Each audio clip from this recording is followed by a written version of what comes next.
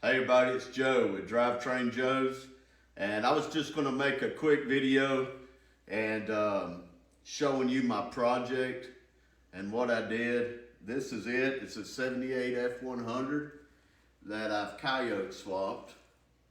And before it looked like this, it was a complete truck. It was my granddaddy's 78. He bought it as a retirement gift. And it became mine when he passed away in 1999, and I thought I would do a frame off restoration on it with a Coyote. So I was wanting to show it in case you might be interested in doing a Coyote swap, or you just love old trucks like me and just want to see some of the things I did.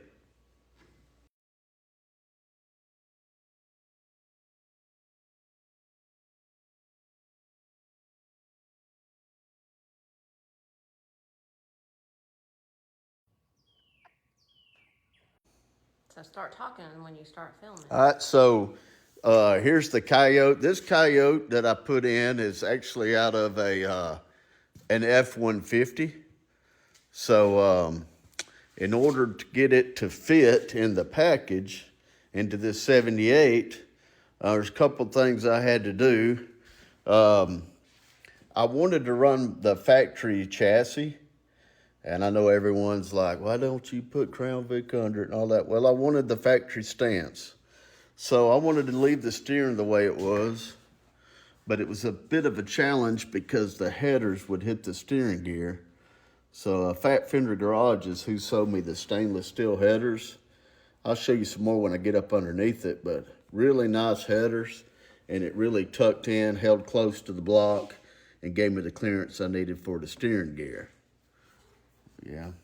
I decided to go with the factory brake setup. I mean, the booster's new, the master cylinder's new, but I wanted to at least try it and see. And I've drove the truck, and it actually stops great. So it's factory disc brakes on the front and drum on the back, but it appears to be stopping very good. The cold air intake and my radiator from Cold Case. I've got a little catch can right here.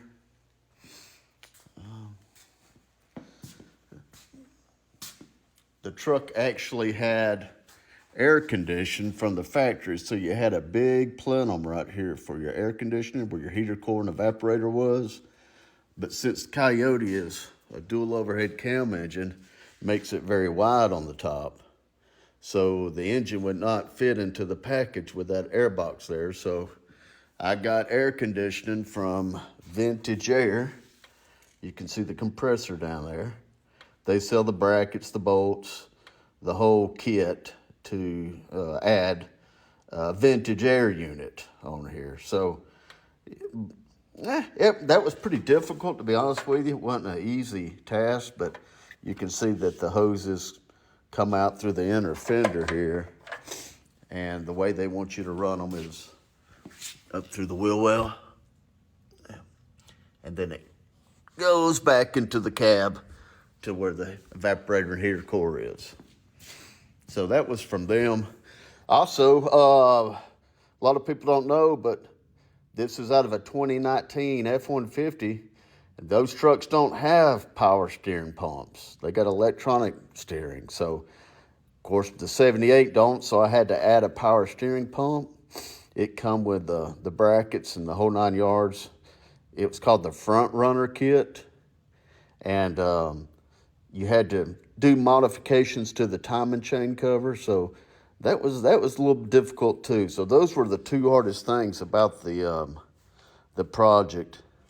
The power steering reservoir I mounted right here on my radiator support. And I run the factory oil cooler. Since the 5.0 Coyote already had it in the F-150, I decided to use it, got it all plumbed in. Put the control pack from Ford Performance right there.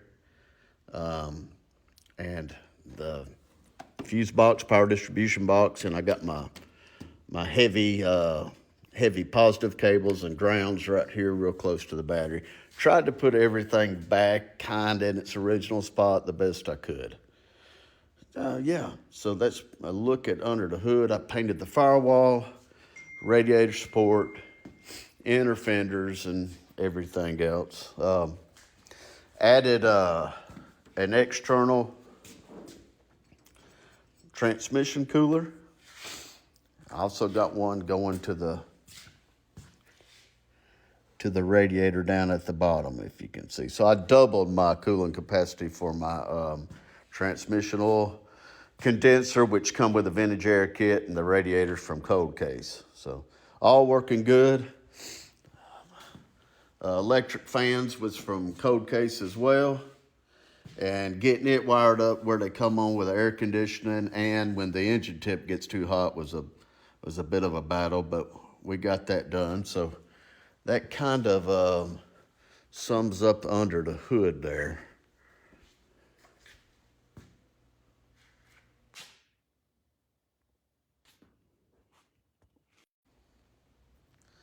So the rear chassis, I just left leaf springs. It's still got the Dana 44 rear axle. That's what come with that truck. It's dusty, but took it all apart, cleaned it. Added a DuraGrip, a locker, limited slip carrier, and I put 411 gears in it. Got it all set up. Works really good. I like the ratio. Quiet as a church mouse. Show you a little bit more when I get it up on the rack. Then on the leaf springs, I added cow tracks. So when the rear end tries to ride up, it's going to try to climb the ring gear. Ring gear is going to try to climb up. The pinion is going to try to climb the ring gear, and it's going to cause the drive shaft to raise. And when it does, it pretty much takes out the slack here and pushes this down onto your leaf spring, and it gives you more downforce. So the more your rear end tries to come up, the more it's going to kick it down and keep the tires planted better on the ground. So I added those cow tracks. Fuel tank is from Boyd. I forget the gallons. I want to say 16. I could be wrong there. And the fuel system, that's an actual Mustang fuel pump, factory fuel pump. And the fuel system I'm running is called VaporWorks. And it's a returnless fuel system.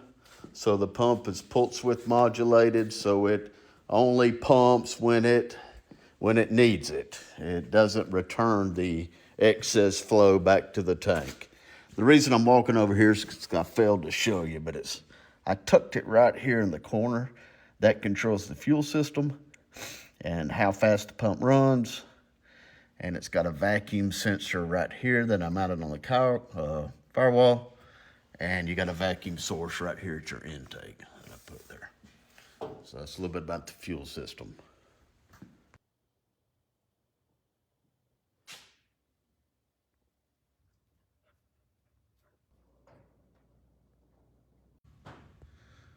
Okay, now that I got it up on the rack, you can see stock chassis.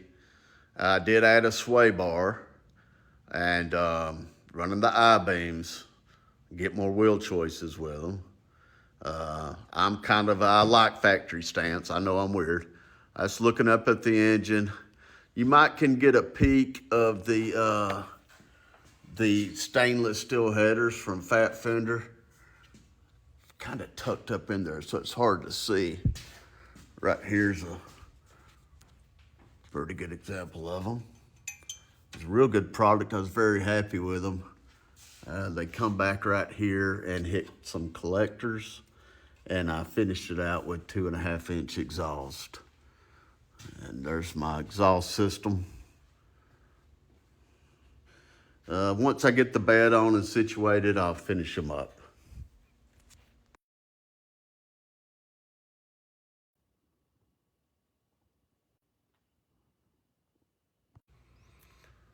Okay, the mounts that I used to mount the Coyote into the 78 were from Fat Fender Garage, and here they are.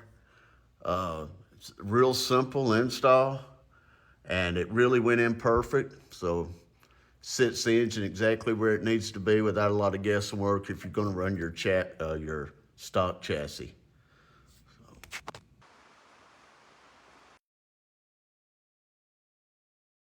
can see it's the cab.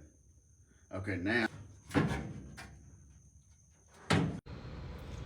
Okay, looking in the cab here, I had to weld in new floor pans, and also had to add a transmission hump.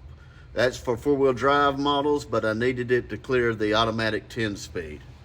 Got the dash all redone, pulled the frame out, painted it, and with the XLT trim. And I'm running the gauge cluster from Dakota Digital, which is very nice.